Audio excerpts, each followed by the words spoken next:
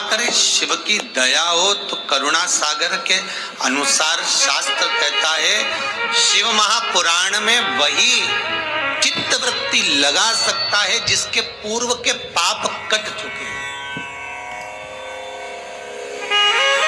जितने ऑनलाइन कथा सुन रहे हो, जितने बैठकर कथा सुन रहे हो, आपके पूर्व के पाप कट गए, तब जाकर ये शिव महापुराण की कथा आपको सुनने को मिल रही, वो भी अधिक मास में, पुरुषोत्तम मास, पुरुषोत्तम मास में मिल रही है। और वो भी अश्विन का पुरुषोत्तम 19 वर्ष के गैप में आता है, और इसके बाद जब आएगा 183 वर्ष के बाद आएगा। और 183 वर्ष किसने देखा दादा? हमने तो नहीं देखा, जिसने देखा उसे सोचा कौन देखा?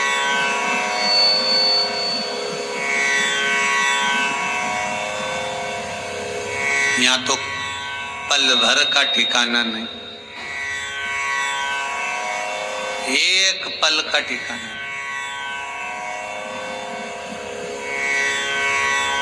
बस अपनी डोर भोलेनाथ जी के हाथ में है।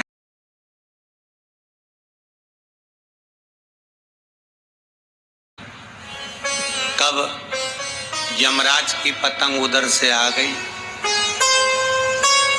और अगर काट के चली गई, वो तो डोर अगर मजबूत है तो फिर भी पेंच लड़ा सकते हो,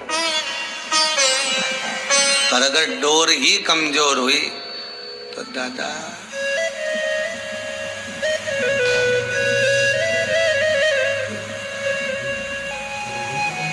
एक वो गुरु भजन है ना, डोर कट गई तो कहिए जरा एक लाइन।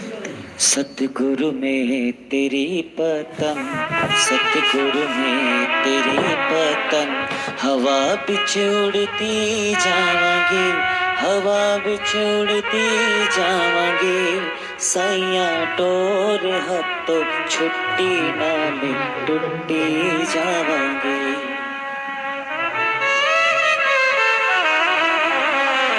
भगवान से कहते थे ना, छोड़ना नहीं।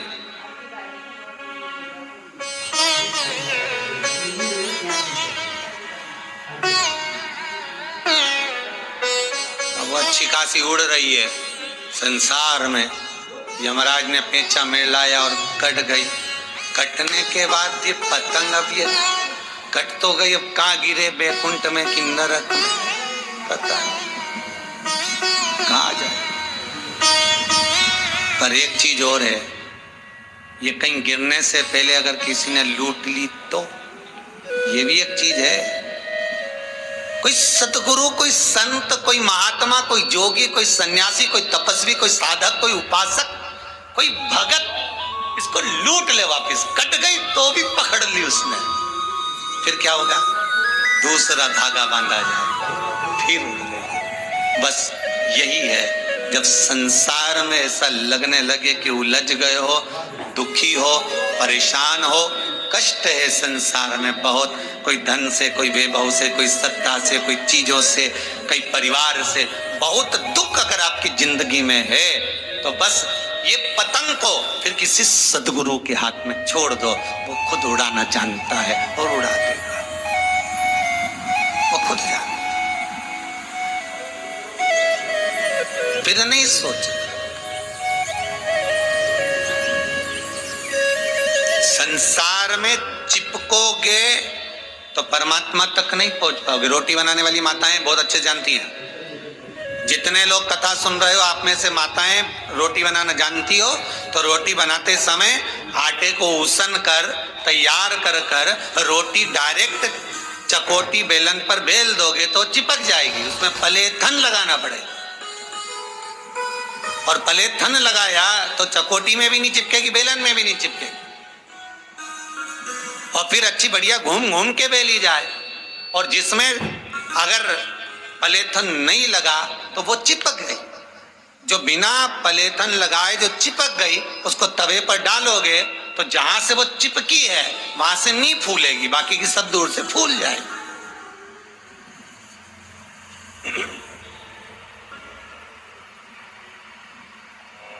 पलेथन लगाया लोई में तो चिपकी नहीं है। चकोटी मतलब ये संसार, बेलन मतलब परिवार।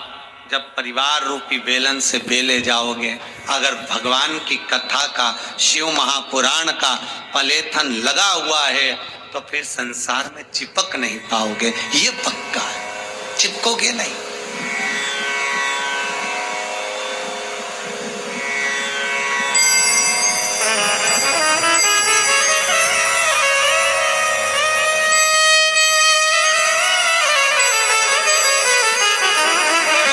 वो वाली माता जी वो कहती हैं, गुरु जी कब मंदिर कब तक कंप्लीट हो जाएगा? हमको आना है रहने के लिए, अब हमारा मन नहीं लगे माउंट आबू। अकेले जीव हैं, पहचानते हो ना, अकेले बेचारे कहा आना। अब सब छोड़ दो, बस सत्संग में मन लगाना है। जितनी उम्र बची है वो शंकर को देना है। वहीं की वहीं शंकर को एक लोटा पानी चढ़ाएंगे, बेलपत्र चढ़ाएंगे, समी पत्र चढ़ाएंगे, खूब आराम से अपनी जिंदगी भगवत भजन कर कर निकालेंगे। क्या करना है, हो गया जी। आज इंदौर से भी एक माता जी आई, कहाँ गई बेटी? कहीं क्या आई है? वो भी कह रहे थे, गुरु जी हम 5 महीने हम भी सत्संग में रमना चाहते हैं, हमें बस सब परिवार सब कुछ है, सब है, पर बस छोड़ते हुए भगवत भजन की ओर रमना। यही स्नेह है भगवान का। एक ये बैठे नागौरी जी, ग्वालियर में खूब काम काज है जोरदार, खूब दुकान धंधा पानी बेहतरीन चकाचक, खूब एसी के रूम ने डल्लब के गद्दे ने ढेर पकवान सब है ग्वालियर में। पर बस अब रहना है भगवत भजन, क्या करना है।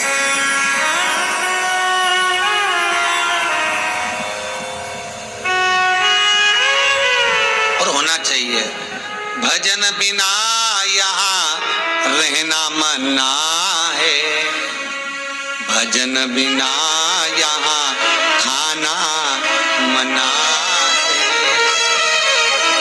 भजन करो तो ये मौका मिला रे, ये मौका मिला है। लॉकडाउन तुम्हारे लिए लगा है कि ये कथा शिव महापुराण तुम बैठकर सुनो, आनंद लो और अपनी जिंदगी को संवार लो। भटकना छोड़ दो दुनिया वालों में, यहाँ चले गए वहां चले गए, वो उसके यहाँ गए उससे काम नहीं बना उसके यहाँ पहुंच गए, उसके यहाँ काम नहीं बना उसके यहाँ पहुंच गए। ये भटकन है, क्यों भटके?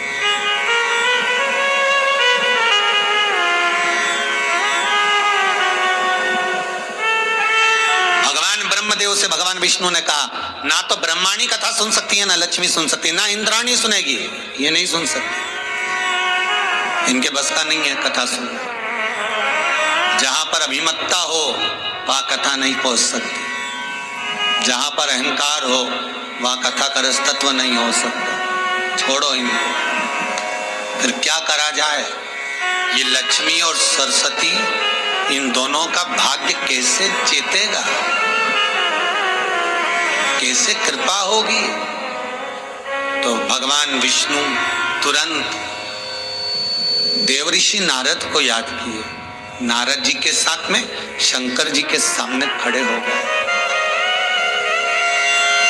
भगवान शिव के सामने खड़े, भूत भावन भूतेश्वर के सामने, भगवान शंकर के सामने।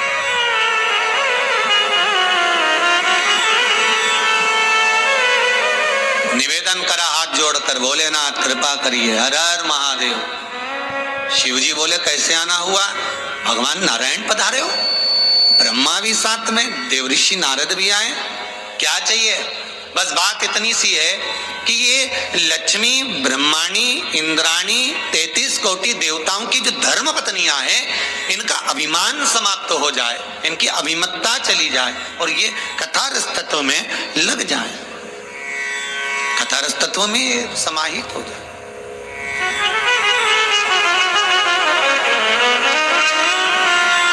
कहा यदि ये सत्संग करे, सुंदर बात है, राम जी शबरी के दरवाजे पर जाकर सबसे पहला संबोधन नवदा भक्ति में से एक भक्ति कही थी। प्रथम भक्ति संतन कर संगा, दूसरी रति मम कथा प्रसंगा। सबसे पहला क्रम है सत्संग। तो सत्संग किसके साथ करना है? कोई अच्छा गुरु मिल जाए, कोई गुरु भी ना मिले तो कोई अच्छा शिष्य मिल जाए।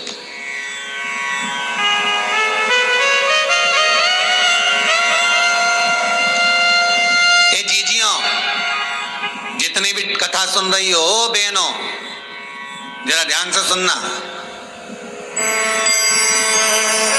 तुम्हारी जो बेस्ट फ्रेंड हो,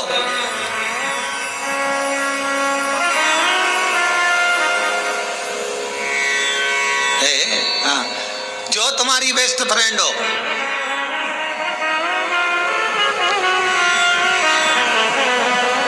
उसके साथ बैठकर थोड़ी सत्संग की बात करना। अगर उसका मन सत्संग में रम रहा हो तो समझ लेना वो तुम्हारी बेस्ट फ्रेंड है।